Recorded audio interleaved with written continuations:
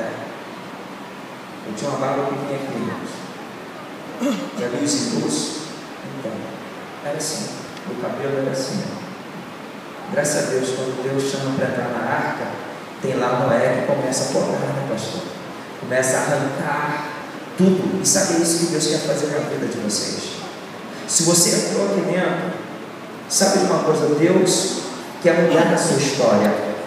Deus, Ele quer mudar o seu cativeiro. Deus, Ele quer mudar a sua vida de uma forma que dê não 180, mas 360 graus para Ele. E você comece a olhar e firmar os seus olhos nele. Porque quando, irmãos, os animais começaram a entrar na arca, sabe de uma coisa? Deus, Ele fala algo interessante a respeito de Noé. E eu creio que Deus também fala algo a respeito desta igreja.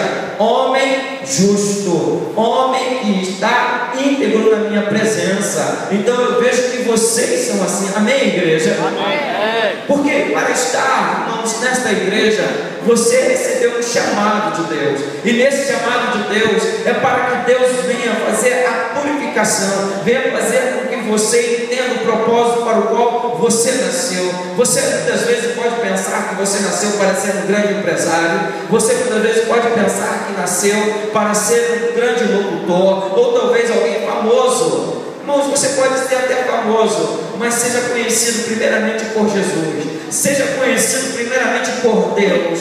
Porque se você for conhecido primeiramente por Deus, for primeiramente conhecido por Jesus, sabe de uma coisa? Você vai ser conhecido por todo mundo. Glória a Deus. Sabe por quê? A história do livro de Hebreus diz que Noé é contado como um dos heróis da fé. Por que heróis da fé? Foi cantado aqui um louvor sobre fé.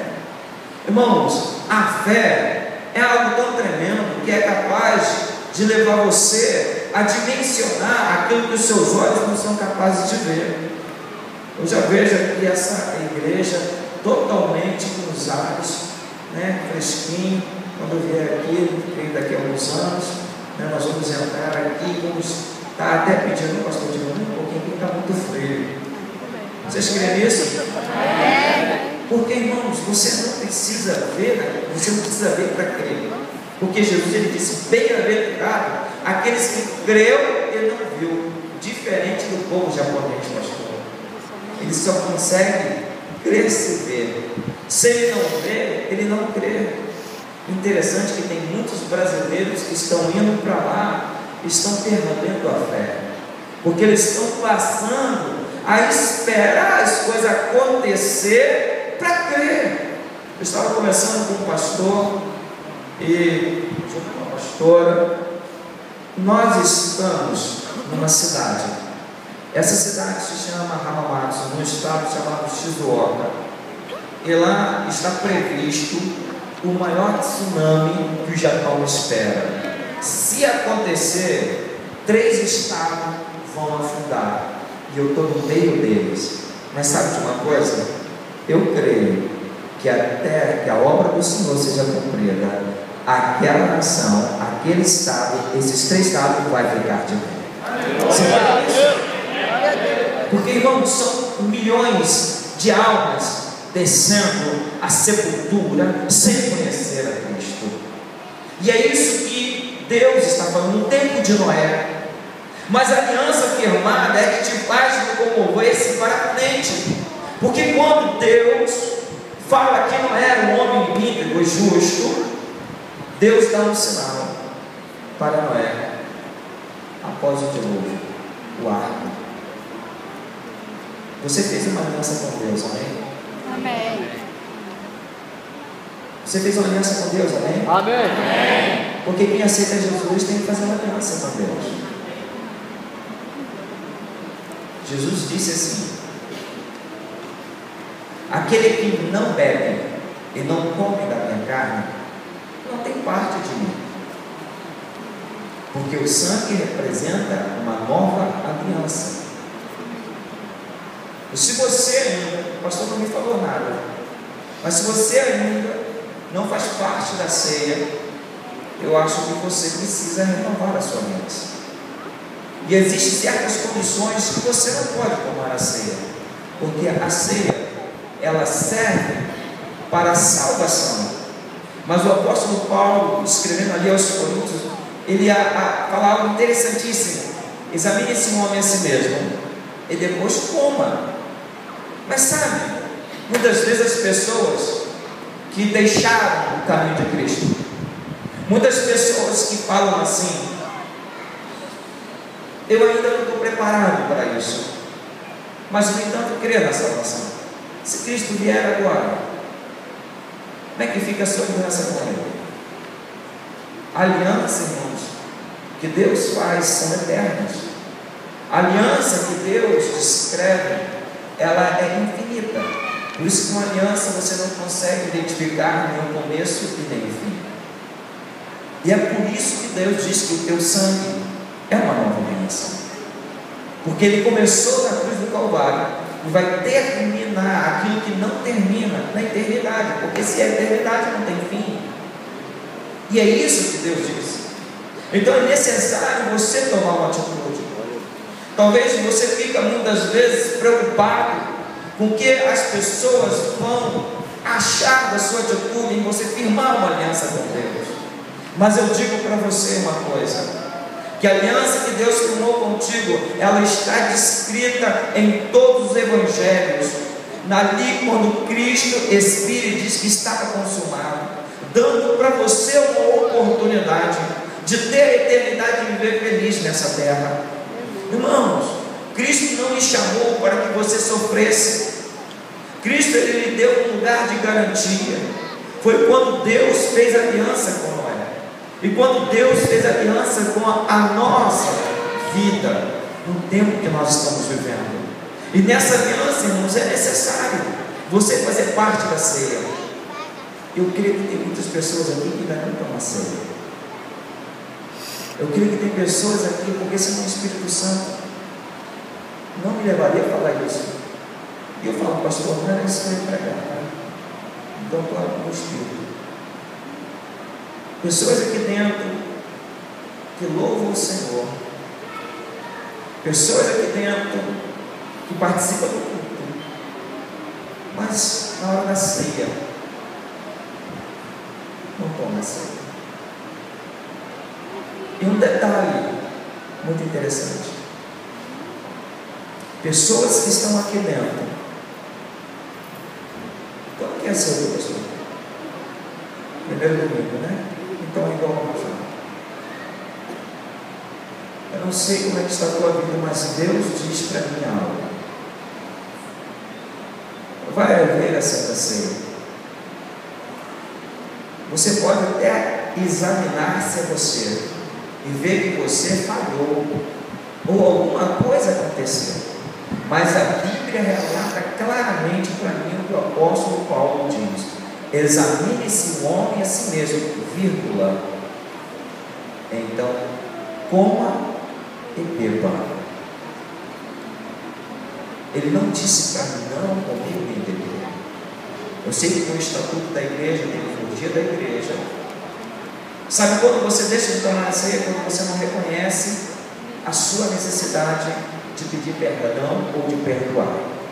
E isso traz na sua alma e no seu coração constrangimento, porque Cristo veio para te perdoar. Mas é você que tem que tomar o passo. Se aconteceu alguma coisa na sua vida que lhe impeça, se reconcilie. É o que Jesus disse em Mateus 23. Nós precisamos, antes de entregar a nossa oferta ao altar, vir se reconciliar com aquele que se chama de nosso adversário. E às vezes o seu adversário não é seu esposo, não é seu marido, não é seu irmão, não é ninguém, é você mesmo, porque você não quer deixar de pecar. O pecado é a separação do homem e Deus. E o homem que não toma ceia, ele só pode entrar no pecado, porque a própria consciência o acusa, que ele se sente enojado de tomar a ceia, ou de levar a uma condenação maior sobre si. Mas nessa noite, o Espírito de Deus está falando no meu coração, para que você tome uma atitude na sua vida. Se aconteceu algo, se reconcilie. Se você aconteceu qualquer coisa, porque a Bíblia diz, só existe um pecado que não tem perdão, aquele contra o Espírito Santo de Deus. Não importa o pecado que seja, uma coisa eu tenho que lhe dizer, o próprio Jesus diz em Mateus 26, ao qual você já conhece, ao qual você já ouviu, às vezes você lê, mas existe uma coisa muito interessante que você ler a Bíblia e você meditar nas palavras, que traz para você a eternidade. Ele faz a ceia para a remissão dos pecados, é para tirar você do pecado e trazer você para um lugar de segurança, é para trazer você, irmãos, a um lugar de um abrigo, refúgio, fortaleza bem presente na hora da sua angústia. Então é por isso que Deus, quando firma a aliança com Noé, e essa aliança, ela chega-se até os nossos dias de hoje, para que você possa viver melhor do que você está vivendo. Irmãos, algo interessante que Deus, Ele fala, que quando ali Ele vai subindo ao céu, Ele chega primeiro aos discípulos e diz assim, aos 12, olha, eu tenho que subir e vou preparar uma morada para você. Aí chega uns e fala assim, como é que nós vamos ficar? A tristeza bate no coração, mas ele fala assim, olha, não se preocupe.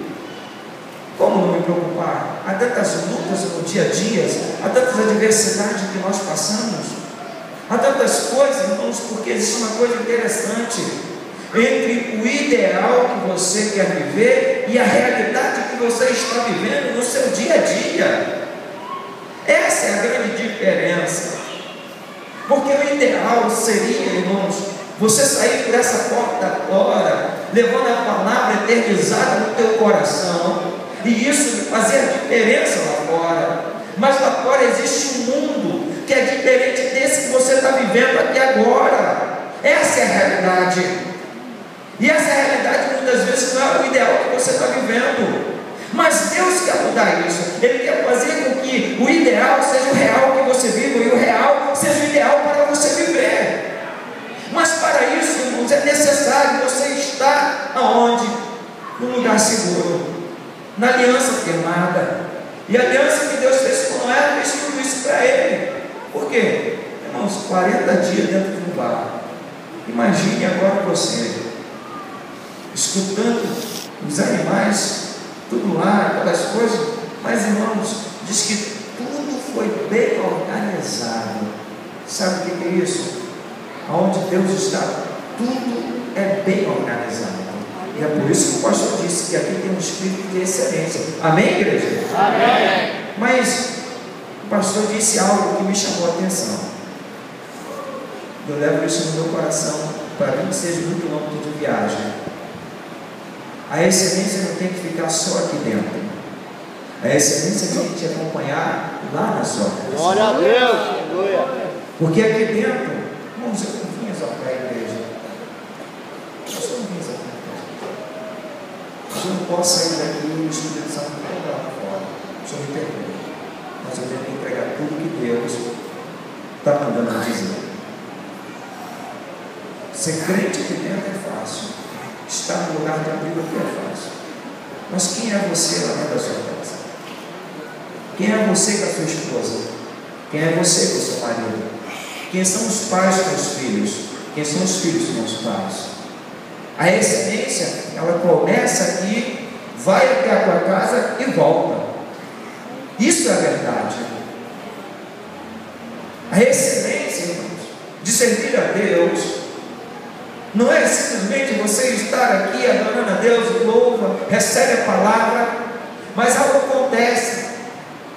Sabe por quê, irmãos? Hoje, lá naquela nação, porque uma mulher, eu estive com ela hoje de manhã, chamada Andréia, ela resolveu fazer isso que o pastor disse, levar a excelência da comunhão com o Espírito de Deus aonde ela caminhasse. E ela, passando por mim, lançou uma semente, e ela começou a regar essa semente, e a semente cresceu.